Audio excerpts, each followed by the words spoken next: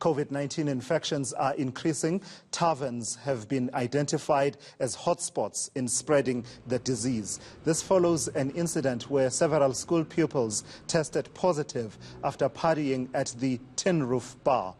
Let's take you to eNCA's Ronald Masinda, who is in Cape Town following these developments. And Ronald, at one point, the Western Cape was the epicenter in as far as the spread of the coronavirus. And much progress has since been made since that point. But it seems we are seeing super spreader events happening in the province. What are the concerns of officials?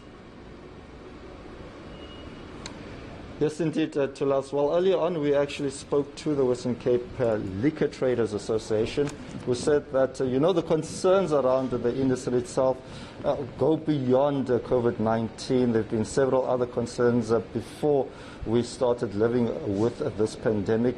One of them is that, this industry is quite a lucrative industry and quite a lucrative business for especially people living in the townships, where they've been facing many challenges. There are a number of people or businesses in court cases involved with the City of Cape Town for violating city bylaws, where the issue of rezoning and redeveloping their properties has surfaced. There's also issues around the issuing of liquor licenses, where many people felt that the liquor licenses that they used to pay in terms of the pricing has gone up quite substantially. We are in the middle of the CBD at a place called the Kimberley Hotel. It's quite a popular place, just a stone's throw away from Parliament.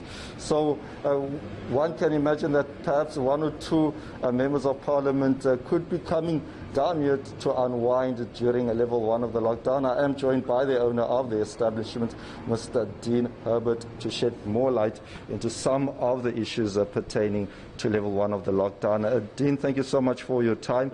First of all, are you adhering to some of this COVID-19 protocol? And how often do authorities come to your establishment to ensure that you're adhering to this protocol? Okay, so we've got all the procedures in place, and we have had authorities coming through here, checking on it and pointing us in the right direction, perhaps where we are not complying 100%. But what we do is that we only allow a limited amount of people in through the door. We've got a number of venues within the building where we then divert excess customers to. In this, what we call the main bar area, we limit it to 25 people. We put 25 chairs out, and if you don't have a chair, then unfortunately you need to move on. We also issue a sticker on a daily basis when you come in, where you complete the forms, where you have your temperature checked, and once you've got that sticker on and you proceed through to the bar counter, you'll only be served if you have gone through that process. In terms of customers themselves, have you gained customer confidence, or more and more people wanting to come into your establishment, given that, of course, we are still living with COVID-19? Okay, so we're very fortunate here at the Kimberley Hotel, where we've got a strong local loyalty base, which have supported us throughout and have come back and supported us in level 1. We feel that our customers are confident that we are doing what we need to do, and we have the sanitizers out and we have the protocols out, and I think we are fortunately doing okay because our customers are confident in coming into the building. All right. Of course, not other business owners won't necessarily comply with such regulations, and as a result, there have been complaints.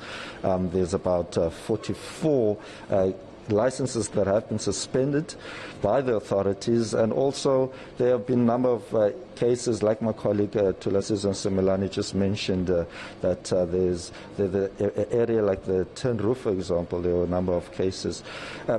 Should government decide going forward that, this has now become the hotspots and these areas have to be shut down, how devastating will this be for business? Well, I think it will be very devastating. At the initial lockdown, it obviously closed us down completely. Doors closed, staff sent home, no trade whatsoever. So if that had to come through again, we would have huge challenges, and unless we get support from our business partners, from government, from the loan funds that we offered, then we are definitely going to suffer terribly, and it would result in loss of jobs, etc. Dean, thank you so much for your time.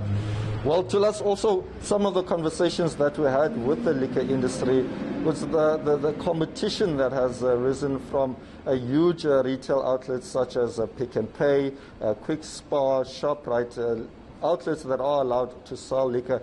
And what we've also found is that a number of people don't necessarily choose to sit in pubs or taverns to have their alcoholic beverages. They choose to buy from these outlets and sit at home, which is quite a loss for business for taverns and pubs. We will continue, of course, this conversation with several role players in the liquor industry. Thank you for that. That's eNCA's Ronald Masinda live for us from Cape Town.